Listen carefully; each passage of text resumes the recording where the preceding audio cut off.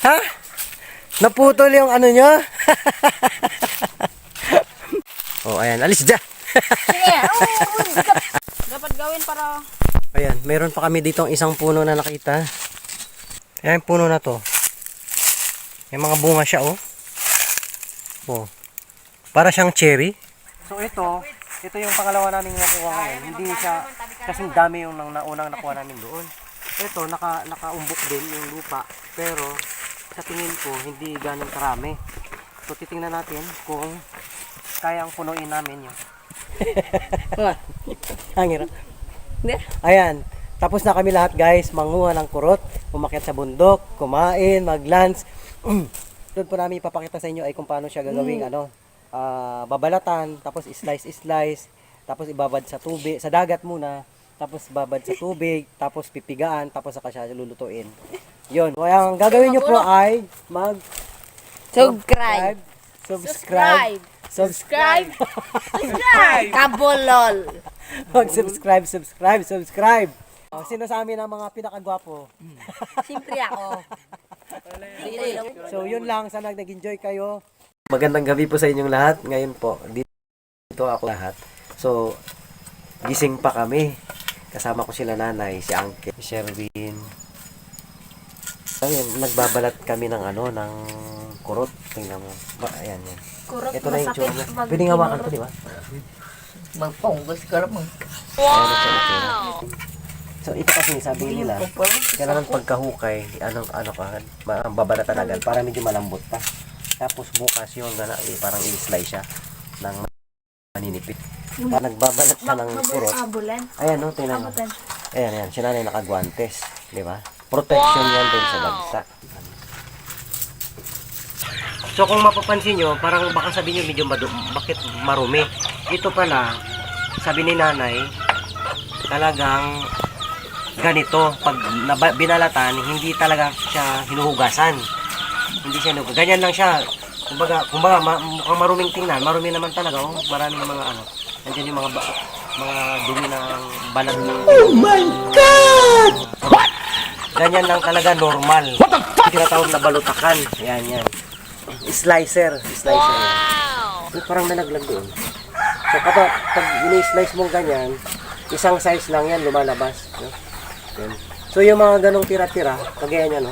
Tinapo na, medyo mga bilog-bilog, hindi na yan sinasali. Kasi yan ang pwedeng makalason dahil nga buo siya. Hindi na siya matatanggal yung, yung ganta niya. Tapos tingnan mo. Ay, si Jeff siya na yung naga-slice. Kanina si nanay, kaya lang ang problema, si nanay hindi naman ganong masyadong malakas. So, pinalitan siya ni Jeff. Ipakita na nga natin, Jeff, kung balik, ito, pakita mo yung balutakan. Yan yung balutakan, ganyan, ginagawa. Yan. Sadya lang to, pinasadya. Ito parang may blade. Yan. Wow! Nakikita. Tapos ito, tingnan mo to. Halika din, pakita mo to. Yan na yung, yung kapal ng, para na siyang, di ba? Chips. Wow! Pinrito mo, ayan. Ganyan siya karami. So, pag slice mo, yan, dire-diretso sa ilalim. Tama yung katas. Yung katas na yan, yung nakakapagpanipis daw ng kamay. Huwag mong patagalin. Tinalian ko lang ito, baka mamaya ang kamay ko magaya rin doon. Yan nga, kailangan balutin mo yung kamay mo para hindi umano doon sa blade. Para makabalik. Ayun, nilalaglag na siya. So, ganyan siya, i-slice mo siya. After nito, ng pag-i-slice na naman, ilalagay na naman siya sa sako. Oh my God! Wala kang trabaho. Sa tubig. Ayan, good morning guys. Ito. Kasi sobrang bigat ng isang sako lang. So dapat hatiin siya para mas madaling madaling buhatin.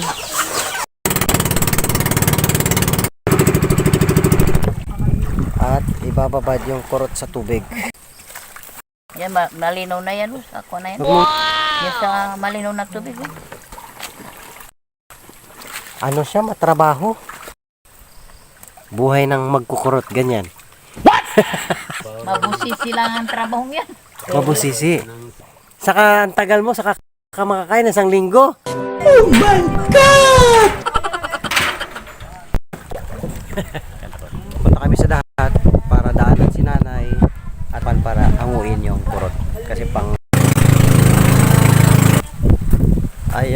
Nandito na kami sa lahat at daanan si nanay. Ano yan? Gaya tayo ng kasoy. Ito Oh, kasoy sa dito Ate Kim? piyak. Kasi sa dito pa ito galing? Opo. Ang tamis. Yan, of course, may dala-dala kaming palanggana. Dalawa. Tapos, salaan. Yan. Para kasi paghango sa salain daw siya. Siyempre, si nanay, yung mas nakakalam, kasama namin. Doon ka siguro na sa kabila. So, salin mo na ng gasolina, baka maubusan. Kunin po natin ang mga pangkurot. Aray, makakatikim na kaming kurot. Makakatigim na kami ng kurot. Mainit kasi sa kanin. Abangan natin kung ano pang mga dapat gawin sa kurot. Hahanguin, tapos lilinisin na. Titigaan, sasanain. Yan. Tapos pag-uwi, yan. Matitikpan na natin ang sinasabing kurot. Pagkain nakakalason, pero kinakain. So ayan na yung kurot. 3 days siyang nakakababa dyan. Ayan, last time nga nakita nyo, hinalukay namin. So ngayon tatanggalin na lang natin. Saan mo na? Dong. Ayan. Gasan mo muna dyan. O buksan mo muna para maan. Doon na lang siya, Nay. Papatuluan natin siya doon, oh. Ayan. Parang may dagta pa rin, Nay. Ay, okay, normal lang yun. Hindi pa rin kuwan, durog. Yan.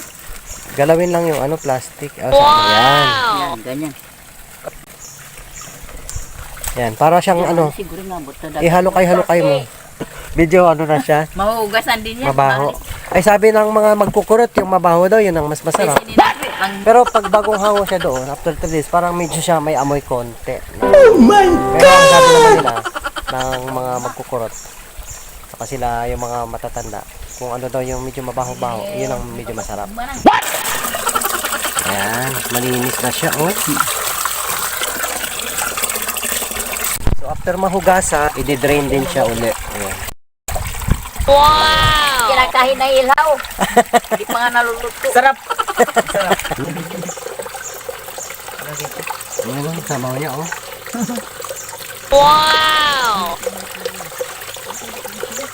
Kailangan kasi ma-dry siya para matanggal mismo yung dagta. Oh, sarap nito, oh. Okay, malapit na. Ilang oras na lang, binibilang na namin. Patitikman na namin to. Biyahe pa Isang tayo. oras na lang makakurot. Sobrang siya ng isang araw. Pero ayos lang. Ito na siya, oh. Isang balde na lang. Yung isang sako Doon. na hinukay namin, after all, na ma-slice, ito na, mapigaan. Yan, ugasan ko yan. Parang ganun. So ito, hintis pa to kasi pipigaan pa siya uli pagdating sa bahay. Ngayon, pauwi na kami uli. So in a few minutes, magsasangag na kami ng kurot. Oh my God! Masarap sa kurot.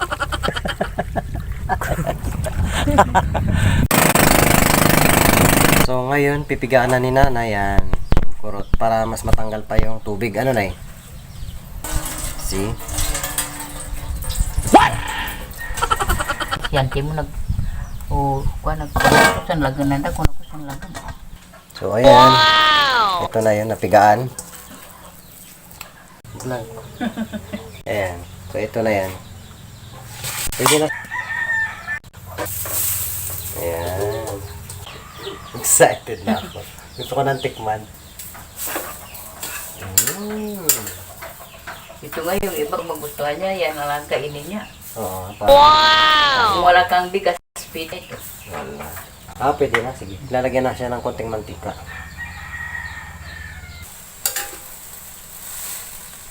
Ayan. Tingnan nyo. Okay na siya ngayon. Oh. Oh my God! Tingnan mo na wala nang puti. Ayan ang mantika tamaro siguro. Hindi na masaburan ng kantong-kantong. Kaya sa tingin ko mas masarap yung parang ano siya. Tutong-tutong na kanin. Pero hindi muna natin siya kakainin. Kasi Okay, may malason. May lason pa. Itetest natin ngayon, bibigyan natin sa aso. Oh my God! Pag kilo ka ng manok, ibig sabihin, pwede na natin kainin, ano?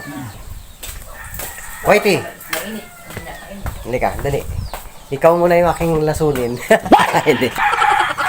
Pag kinain to ng aso, Whitey, dali, kakain kami nito. Tikman mo to. Pero actually, ito, pag kami lason, hindi niya naman kakainin. Wow! Ayun, naman niya, oh. Gusto mo? Ayo, kinakain niya na.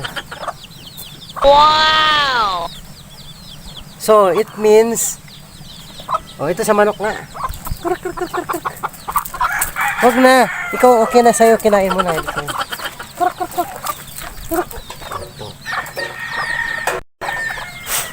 Tingnan natin. Wow! Ay, kinakain na. Kinakain na nila, oh. Ala, nag-agawan pa. Masarap.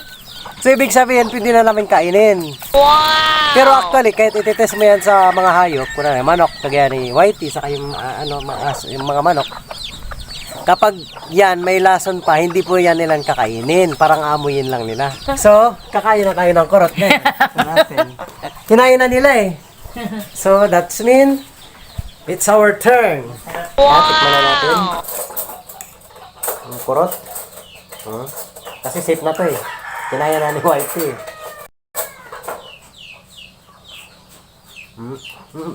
Mas masarap pala yung para sa nagtututong-tutong. Wow! Kaya kung patutungon, pwede na. Para siyang sinangag na may tutong-tutong. Medyo may alat-alat konti na malinamnam. Nung panahon ng hapon, ito kinakain ng matatanda, no? What? Sa bundok. Nangungurot sila. Pinakapagkain nila. Para na kasi itong kanin. Mabigat na rin sa tiyan. Wow! Pagkain ng kurot. Meron kang patient maghintay. Patient na mag-slice. Patient na maghukay. Yan. Kasi may doon siya maproseso. Kung pinakamabilis na 1 linggo, pwede kang makakain. Oh my God! Sana nag-enjoy kayo. Huwag niyong kakalimutan mag-subscribe sa aking channel at sa inyong mga comments at mga suggestion. Please, just write it down below. Tapos, subscribe, press the bell button para po ma-notify kayo kapag mayroon ako mga bagong video i-upload. Maraming salamat sa inyong panonood. Magandang araw sa inyong lahat.